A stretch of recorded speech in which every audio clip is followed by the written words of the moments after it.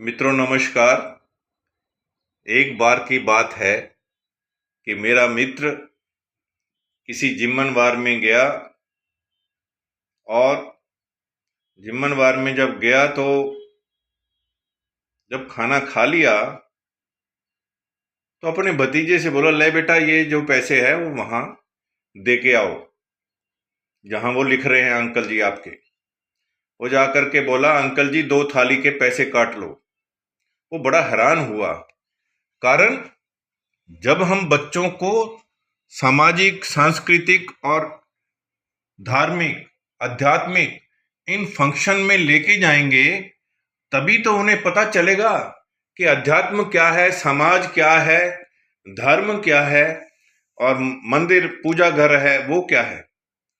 धीरे धीरे कुछ तो हम नहीं लेके जाते और कुछ बच्चों का इंटरेस्ट नहीं बनता है। तो जिन बच्चों का इंटरेस्ट नहीं बनता है तो उनका रिलेशन से संबंध भी धीरे धीरे खत्म हो जाता है। मैं आज भी कुछ दिनों पहले अपने मामा नाना के गांव में जाकर के आया हूं, जबकि आज के लोग, आज की पीढ़ी माँ बाप के बारे में इतना नहीं जानते हैं जितना पहले की पीढ़ी।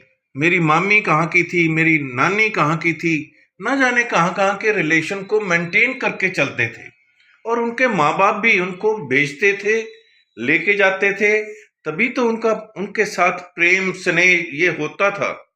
आज रिश्तों की वैल्यू धीरे धीरे कम होती जा रही है। उसका कारण है कि माँ बाप भी उनको ना तो लेके जाते, ना बच्चों का इंटरेस्ट बन रहा है।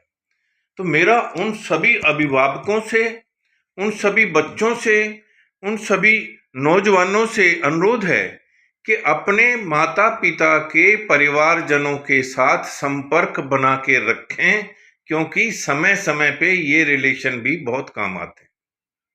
ना जाने किस भेष में नारायण मिल जाए।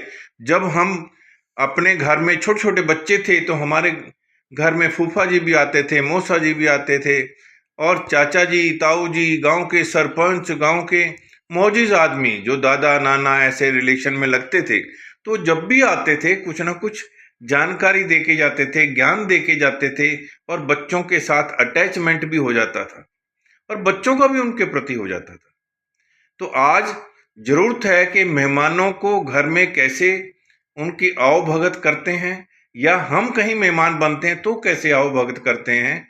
ये ना केवल आपके अपने लिए बल्कि एक स्वस्थ समाज के निर्माण के लिए भी बहुत ही आवश्यक है और इसी समाज के ताने बाने को बनाए रखने के लिए ये सामाजिक कार्य रखे जाते हैं।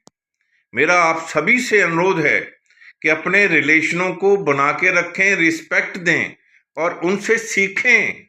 जो चीज हम नहीं सीख पा रहे हैं उनसे सीखें, तभी तभी तो हमारा ज्ञान वर्धन होगा।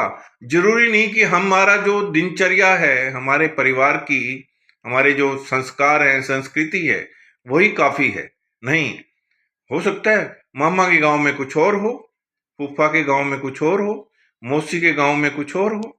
तो वो सभी का समावेश होता है बच्चे के व्यक्तित्व विकास में और वो दिनचर्या को समझता है, देखता है, कहीं कुछ विशेषता है, कहीं कुछ विशेषता है, और वो उन विशेषता को जब देखने लगता है, सीखने लगता है, तो उसके अंदर बहुत ही अच्छा निखार आता है, समावेश होता है अलग अलग संस्कृतियों का, अलग अलग संस्कारों का, अलग अलग दिनचर्या का, और इसी से वो बच्चा बहुत आगे निकलता है, चाहे वो पढ़ाई में हो, चाहे वो नौकरी में हो, चाहे बिजनेस में हो या और अन्य सामाजिक कार्यों में हो।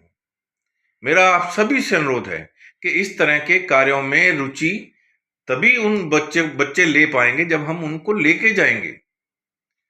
आज के लिए इतना ही है। मैं doctor CP Bhardwaj, counsellor, motivator and trainer, आपके साथ हमेशा आपकी समस्याओं के समाधान के लिए अपना प्रयासरत रहता हूं।